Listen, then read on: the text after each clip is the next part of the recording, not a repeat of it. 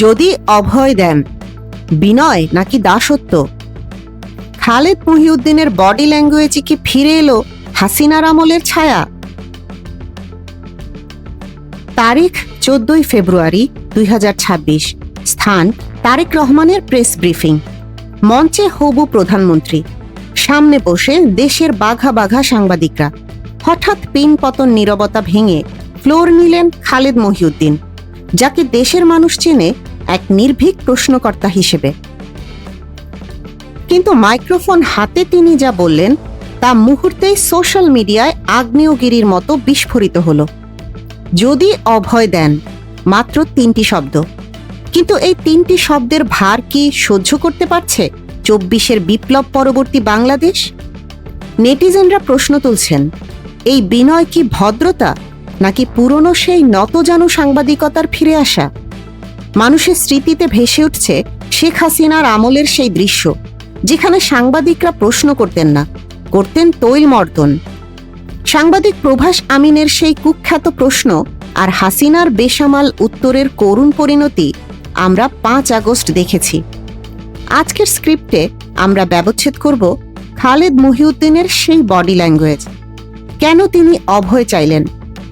এটি কি তারেক রহমানকে খুশি করার কৌশল, নাকি কঠিন প্রশ্ন করার আগে ইউফেমিজম বা মোড়ক ব্যবহারের সাংবাদিকতা?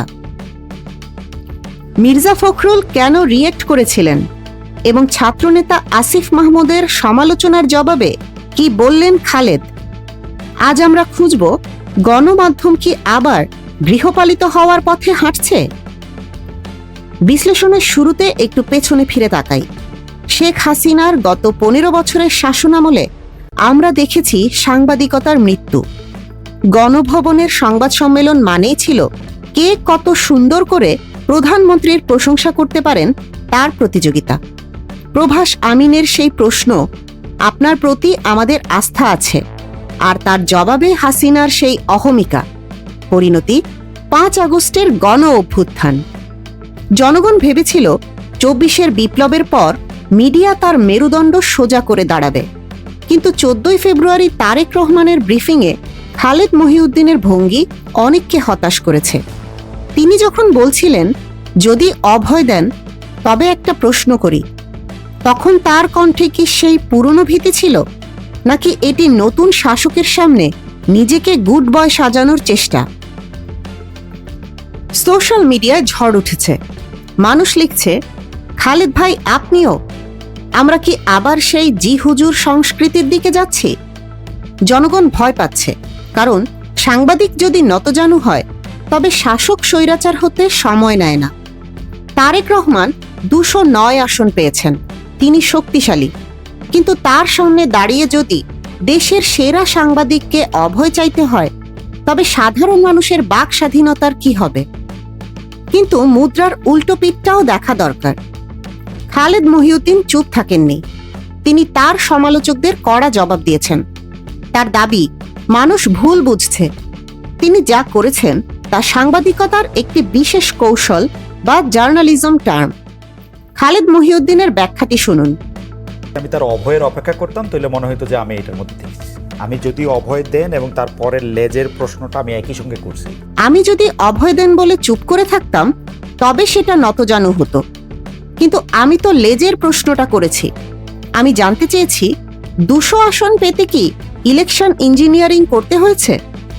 তিনি বোঝাচ্ছেন, প্রেস ব্রিফিং আর প্রেস কনফারেন্স এক নয়। ব্রিফিংয়ে সাধারণত প্রশ্ন নেওয়া হয় না, নেতা কথা বলে চলে যান। সেখানে দাঁড়িয়ে হবু প্রধানমন্ত্রীকে একটি বিব্রতকর প্রশ্ন করা, আপনার নির্বাচনে ইঞ্জিনিয়ারিং হয়েছে কিনা, এটি করার জন্য তাকে একটি সেফটি ভালভ বা সুরক্ষা কবচ ব্যবহার করতে হয়েছে। একেই তিনি বলছেন ইউফেমিজম, অর্থাৎ কঠিন কথাটি সহজ বা বিনয়ের মোড়কে বলা, যাতে নেতা চটে গিয়ে প্রশ্নটি বাতিল না করে দেন। খালেদ মহিউদ্দিন আরও বলছেন, আমার তো একটাই সুযোগ, এটা টক শো নয় যে আমি ব্যাক অ্যান্ড ফোর্থ তর্ক করব। তাই আমাকে নিশ্চিত করতে হয়েছে যে প্রশ্নটা যেন তিনি শোনেন। তাই আমি অভয় চেয়ে নিয়েছি। যুক্তি হিসেবে এটি কি গ্রহণযোগ্য, নাকি এটি শুধুই আত্মপক্ষ সমর্থন? এই নাটকের সবচেয়ে চমকপ্রদ অংশ হল বিএনপি মহাসচিব মির্জা ফখরুল ইসলাম আলমগীরের প্রতিক্রিয়া। খালেদ মহিউদ্দিন নিজেই ফাঁস করেছেন সেই দৃশ্য। তিনি যখন ইলেকশন ইঞ্জিনিয়ারিং শব্দটি উচ্চারণ করেন, তখন পাশে বসা মির্জা ফখরুল নাকি অস্থির হয়ে পড়েছিলেন। খালেদের ভাষায় মির্জা ফখরুল এক ধরনের রিয়্যাক্ট করছেন, হাত পা নাড়ছেন, সে জানি কি একটা অবস্থা। এর মানে কি? এর মানে প্রশ্নটি মোটেও সহজ ছিল না। প্রশ্নটি বিএনপি নেতাদের অস্বস্তিতে ফেলেছিল। খালেদ মহিউদ্দিন হাসতে হাসতে বলছেন, মির্জা ফখরুলের ওই অবস্থা দেখে আমার আরও হাসি পেয়েছে। অন্যদিকে ছাত্রনেতা এবং এনসিপির অন্যতম মুখ আসিফ মাহমুদ সজীব ভুঁইয়া বা হাসনাত আবদুল্লাহও এই বিনয় নিয়ে সমালোচনা করেছেন। খালেদ মহিউদ্দিন তাদেরও ছাড়েননি। তিনি মনে করিয়ে দিয়েছেন, আমি যখন হাসনাত বা আসিফকে ইন্টারভিউ করেছি তখনও বলেছি, যদি বেয়াদবি না নেন, যদি অনুমতি দেন। এটা আমার কথা বলার স্টাইল বা ধারা। তিনি আসিফ মাহমুদকে চ্যালেঞ্জ করে বলেছেন, আপনি মাইকের সামনে দাঁড়িয়ে বলছেন আমি নাকি বলেছি অভয় না দিলে বলবো না। আমি এটা কোথায় বললাম? আমি এক লাইনে বলেছি, যদি অভয় দেন তবে জানতে চাই। আমি প্রতিটা শব্দ মেপে বলি। এই পাল্টাপাল্টি বক্তব্য প্রমাণ করে মিডিয়া বনাম জেনজি নেতৃত্বের মধ্যেও এক ধরনের স্নায়ু যুদ্ধ শুরু হয়েছে। খালেদ মহিউদ্দিন হয়তো তার যুক্তি দিয়ে জিতে যাবেন, হয়তো এটি তার স্টাইল, কিন্তু সাধারণ মানুষের শঙ্কাটা অমূলক নয়। ইতিহাস সাক্ষী, সাংবাদিকরা যখন শাসকদের সামনে মেরুদণ্ড বাঁকা করে, তখন শাসকরা আর মাটিতে পা রাখেন না। তারেক রহমান সরকার গঠন করতে যাচ্ছেন, তার সামনে এখন কোনো শক্তিশালী বিরোধী দল নেই। এই সময়ে মিডিয়াই একমাত্র ওয়াচডগ। কিন্তু সেই ওয়াচডগের প্রধান মুখ যদি প্রশ্ন করার আগে অভয় চান, তবে জুনিয়র সাংবাদিকরা কি করবেন? তারা কি তবে প্রশ্ন করাই ছেড়ে দেবেন? সোশ্যাল মিডিয়া যে খালেদ মহিউদ্দিনের এই ভঙ্গিটি পিক করেছে বা বেছে নিয়েছে, তার কারণ জনগণ আর কোনো প্রভাস আমিন, ফারজানা রূপার মতো চাটুকার সাংবাদিক দেখতে চায় না। তারা চায় সাংবাদিকরা চোখের দিকে তাকিয়ে প্রশ্ন করুক, করুণা ভিক্ষা করে নয়।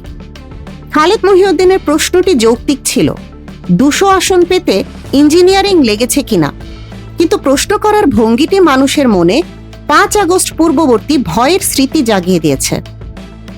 খালেদ মহিউদ্দিনের যদি অভয় দেন, এটি হয়তো বিনয়, হয়তো কৌশল, অথবা হয়তো অবচেতন ভীতি, কিন্তু এটি আমাদের চোখে আঙুল দিয়ে দেখিয়ে দিল, ক্ষমতার পালাবদল হলেও ভয়ের সংস্কৃতি পুরোপুরি যায় না। আমরা আশা করব আগামীর সাংবাদিকতা হবে আপোষহীন। যদি অভয় দেন নয়, বরং জনগণ জানতে চায়, এটাই হবে সাংবাদিকদের ভাষা।